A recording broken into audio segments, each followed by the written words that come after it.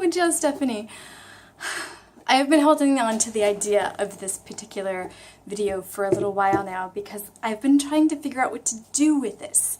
I've noticed with the podcast because I don't generally bring people into the videos too much, but with the Changing Scripts podcast and my other projects, when there's other people involved, I'm a little more careful as far as when things are created and when they're released into the world. And I've been sitting on this idea for, since August 27th, and it is September 11th today. Oh, that's something, isn't it? All right, so I guess I'll just start at the beginning because every story has a story. I live in Shanghai, China, and there are a number of amazing literary organizations in this lovely city, and some of them are bilingual, some of them are only in English, and I imagine there are some only in Chinese, but I'm not familiar with those because I can't read literary works in Chinese yet, although what happened on August 27th is kind of shifting my goals a little bit, and I'll explain that when we get there. One of the magazines is Spittoon from, well, what do you mean from? That's the name of it. And it does have stuff bilingually. You can see the Chinese on this side and the English on this side. I wish it had more languages, but being the spoiled person that I am, it just so happens that the language I'm functional in is one of the languages that this is in. And I'm studying Chinese, so I appreciate the fact that it's I can look from side to side. So when I don't understand a word or phrase, I can look over at the English and kind of equate what's happening where. And so I thumbed through this a number of times, and I made a note with like Post-its because I live in Post-its, and I wanted to contact the Sanke is his name.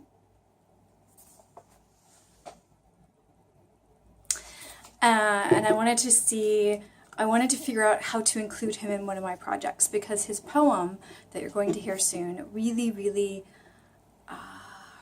reached me in a way that I did not expect. And it turns out he is Chinese, and I don't believe I don't know, because two of my projects are expat lifestyle based, and one is Chinese language based. And was able to, thank you Simon at Spittoon, he put me in contact with Sanke, and a conversation via WeChat translation, thank goodness that exists, ensued. And he doesn't speak English, and I can't really speak Chinese very much right now. So one of the goals for the future that has come up, because I've been interviewing a lot of people about their creative projects, is I think part of me wants to work a hair more on speaking so that I can speak to people like him when I come across their stuff and they don't speak English. Either that or I need to find a translator fast. Not even fast. I'm in this for the long haul, so yeah, I need to find a translator because I would love to actually ask him some things and see if he does fit into any of my projects, and basically if he doesn't already have exposure to out in the English language mediums that exist, media, of course that's the plural, anyway, that exist, I would like to share him with the rest of the English-speaking world because this poem's just so beautiful. I'm sure his other work would be equally, if not more beautiful. So this little event where I was able to get in contact with this local poet, and I think he's up in Beijing if I understood correctly, but I wasn't able to really do a lot of conversation. But what we did say back and forth, thank goodness to WeChat Translate, and WeChat's basically the more than Facebook, kind of. It's like every social media in the West in one app. And what I was able to ask him, I told him I had a Learning Chinese YouTube channel and podcast, and I really wanted to share his poem in the podcast, and I wanted to ask for his permission. That was the whole reason for reaching out initially. I did want to interview him too, but at minimum, I wanted to share the poem, knowing that I wasn't stepping on anybody's copyright or rights or just desires. I live in this world, I live in this country, and I want to respect artists' views of where they want their stuff to exist as much as possible. Okay, so I contacted him, had a little bit of a conversation back and forth, and then I don't remember if I asked him or if he offered. I'm pretty sure he offered. Actually, I still have the conversation on my phone. I think he offered to record it for the podcast, and I literally just sat there gasping for about half an hour because I think that is such a genuinely beautiful thing for someone to do, is to offer to do that. I mean, he doesn't have to do that. It's amazing because poetry is something that is beautiful on paper and can be equally but slightly different beautiful when spoken, especially by the author who knows exactly where the intensity was when he wrote it. And ooh, interesting. When you translate on WeChat, the translation actually goes away, but the message is saved. So I'm trying to see in here if who asked who. It doesn't matter really, but he offered. That's what I thought. He offered. He said, "I can read this poem. Please give me your email and I will send you the recording." And it took me a couple of minutes to respond because I was so floored that he was so generous enough to do that. A random foreigner or a random stranger who read his stuff in a literary magazine was like, "Hey, I want you on my podcast." He's like, "Okay, I'll record it for you." That's amazing. Absolutely amazing. So here's what I want to do, because I don't know what else to do with this. I don't think it fits into the podcast because I can't dissect it with him. I can't ask him about his life and things like that yet. So I'm going to put it here in video form, and I will share it with him, although I understand that I'm not able to talk about how much his poem touches me in Chinese yet. So as a future goal, I would like to be able to do that in a way that he can watch this. Even if I have to download it off of YouTube and send it to him, I want to be able to tell him that at some point and to ask him questions about it. Because I am made of questions. My whole existence is questions. I ask a lot of questions. So I don't want to follow him because he reads it so emotionally. So I'm going to read it in English for you first, and then I'm going to play him reading it to you. And I think I may or may not share why I like it so much. Okay, here's what I'll do. I'll do the English, I'll share why I like it so much, then I'll play his, and then we'll end the video. Because I think his reading is so beautifully intense that I would like to end on that. Anyway, again, Spittoon is the name of the literary magazine. They don't sponsor this. I don't have sponsors. I just do this stuff because it's amazing. So I believe they have a website. If you're truly interested in seeing their stuff online, leave a message below or let me know, and I'll find that stuff. And I'm on their WeChat account, and I don't think most of you have WeChat accounts, so I don't know if that helps. I can separate my soul from my body. This morning, my soul managed to separate from my body. Not like the movies. In a movie, a spirit floats up, shadow-like from the sleeping flesh. But my case was this. I woke up from sleep suddenly, sitting up in bed. To be precise, it was my body that sat up. To be precise, it was my body that sat up in my bed. My soul was left in a dream. Whatever my wife tried, I couldn't hear her.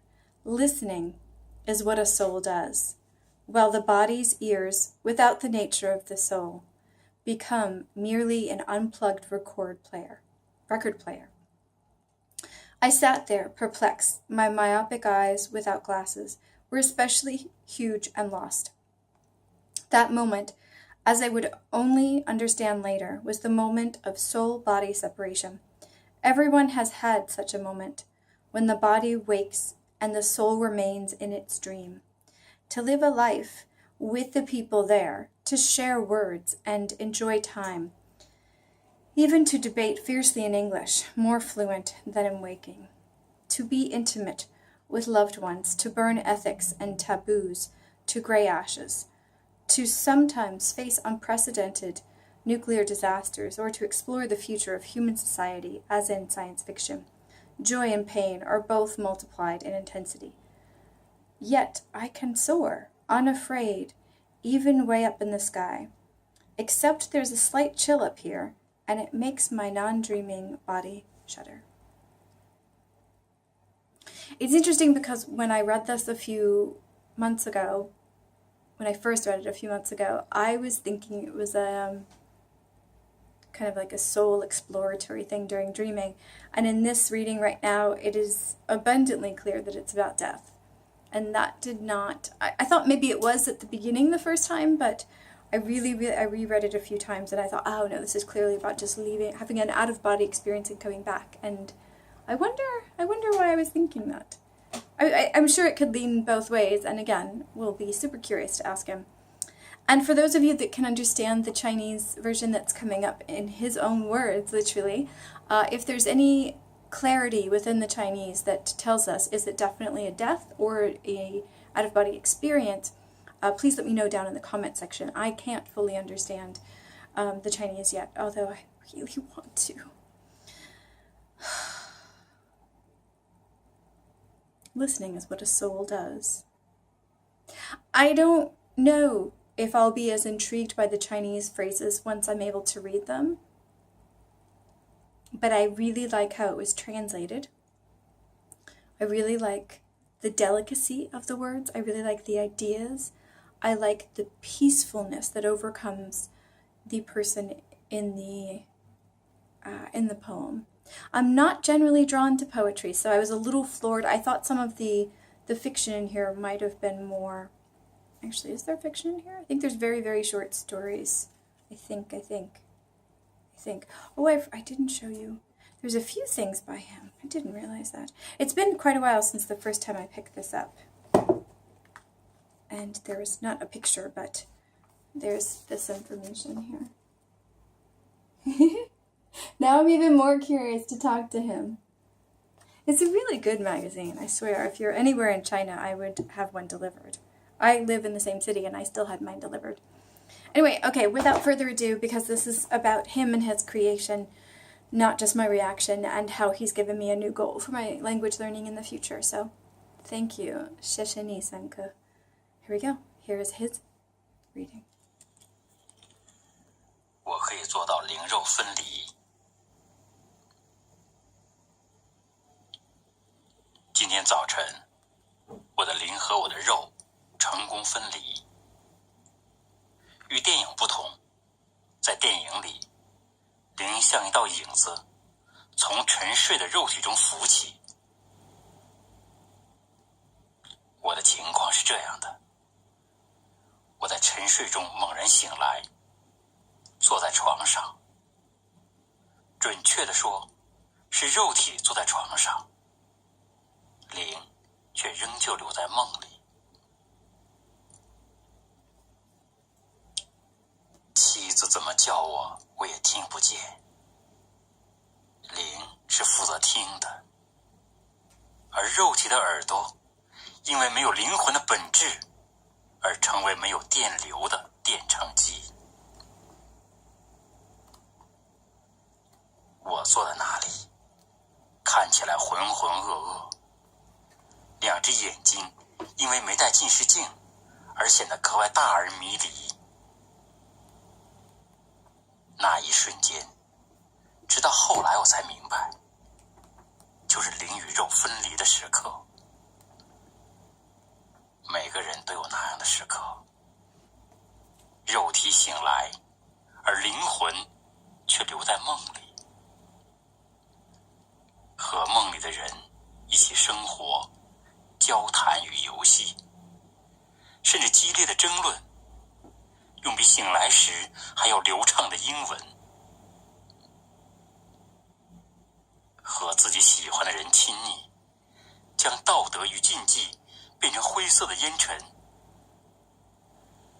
有时则遭遇前所未有的核灾难，者以科幻形式探讨人类社会的未来。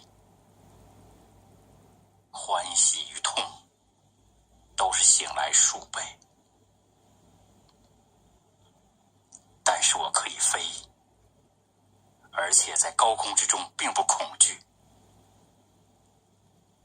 只是有点冷，而且梦外的肉体也因为冷而站立。